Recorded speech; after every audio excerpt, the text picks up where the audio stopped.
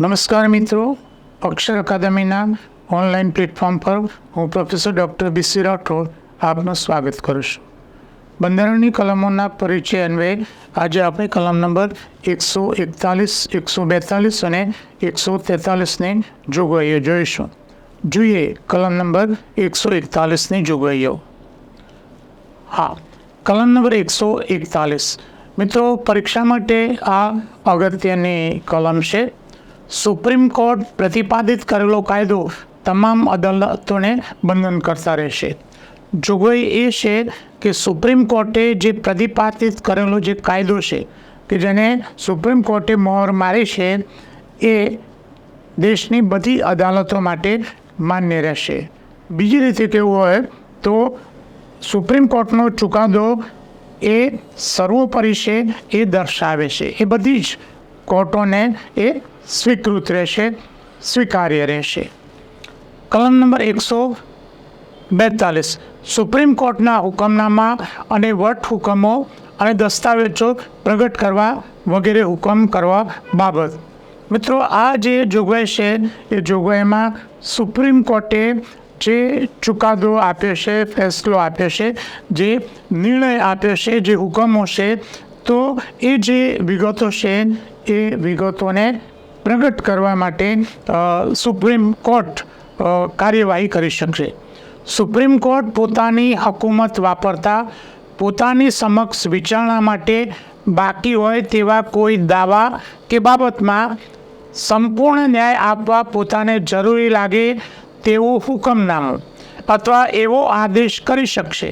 અને એ રીતે કરેલા હુકમનામાને કે આદેશને સંસદે કરેલા કોઈ કાયદાથી કે ઠરાવ્યું હોય અને તે માટે એ રીતે જોગવાઈ કરવામાં ન આવે ત્યાં સુધી રાષ્ટ્રપતિ હુકમથી ઠરાવે એ રીતે ભારતના સમગ્ર રાજ્ય ક્ષેત્રમાં અમલી રહેશે. એટલે કે સુપ્રીમ કોર્ટે આપેલ જે ચુકાદો છે એ સમગ્ર ભારતમાં એ અમલી રહેશે. એમાં પરંતુ કાપે છે. શું પરંતુ? જો સંસદ એ અંગે કાયદો ઘડીને રાષ્ટ્રપતિ એની જો મંજૂરી આપે તો પછી સુપ્રીમ કોર્ટનો ચુકાદો છે એ અમલમાં રહેશે નહીં. કેટલીક વાર સુપ્રીમ કોર્ટનો ચુકાદો સત્તાધારી પક્ષને અનુકૂળ ન આવે તો સત્તાધારી પક્ષ એના વિરુદ્ધમાં નવી જોગવાઈ અથવા વટહુકમ બહાર પાડી શકે છે.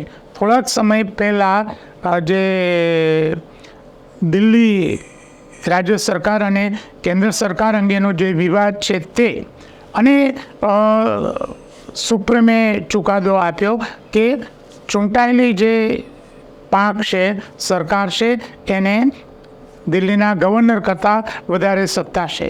તો કેન્દ્રની સરકારે આ ચુકાદાનો અમલ ન કરવો પડે એટલા માટે વટહુકમ લાવીને પછીથી એના વિરુદ્ધમાં જોગવાઈ કરી. એટલે ત્યાં પછી સુપ્રીમ કોર્ટનો ચુકાદો છે એનું કોઈ મહત્ત્વ રહેતું નથી. એટલે કે સત્તાધારી પક્ષ પોતાની વિરુદ્ધનો ચુકાદો આવે અને જો એમની મેજોરિટી હોય તો સુપ્રીમ કોર્ટનો ચુકાદો એ સંસદ દ્વારા પલટી નાખે છે. એ જોગવાઈ આ કલમમાં કરવામાં આવે છે. જોઈએ કલમ નંબર 143ની જોગવાઈઓ. મિત્રો, 143ની જોગવાઈ પરીક્ષા માટે અગત્યની છે અને વારંવાર એ પરીક્ષામાં પૂછાય છે. રાષ્ટ્રપતિને એમ લાગે કે અમુક બાબતમાં સુપ્રીમ કોર્ટની સલાહ લેવી જરૂરી છે તો એ કલમ નંબર 143 મુજબ એ સુપ્રીમ કોર્ટ પાસેથી સલાહ એ મેળવી શકશે. એની જોગવાઈ કલમ નંબર 143માં આપી છે, જે પરીક્ષા માટે અગત્યની છે અને વારંવાર પૂછાય છે. જોઈએ, રાષ્ટ્રપતિને કોઈ સમયે એમ જરૂરી લાગે કે કાયદાકીય કે હકીકતના પ્રશ્ન અંગે સુપ્રીમ કોર્ટના અભિપ્રાયની જરૂર છે. રાષ્ટ્રપતિને એમ લાગે કે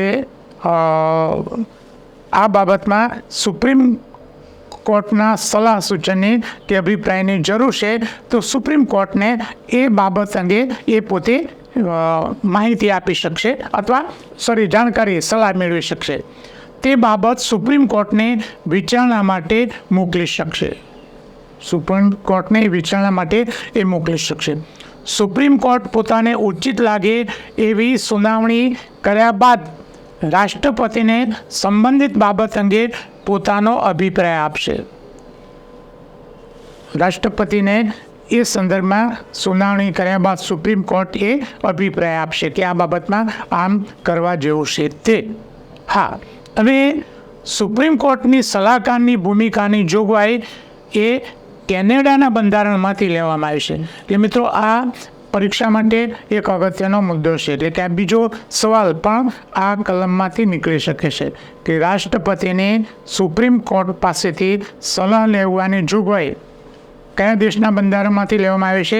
કેનેડાના બંધારણમાંથી લેવામાં આવે છે. સુપ્રીમ કોર્ટની સલાહ મહત્વની અને વજનદાર હોય છે.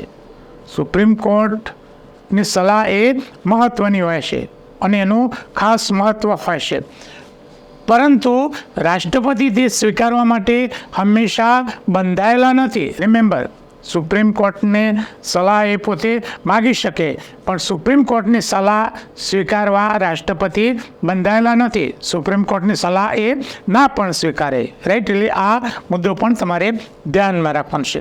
જોકે અત્યાર સુધી દરેક વખતે સુપ્રીમ કોર્ટના અભિપ્રાયને સ્વીકારવામાં આવે છે. અત્યાર સુધીનો રેકોર્ડ એવો છે કે રાષ્ટ્રપતિએ સુપ્રીમ કોર્ટની સલાહને એમણે સ્વીકારી છે.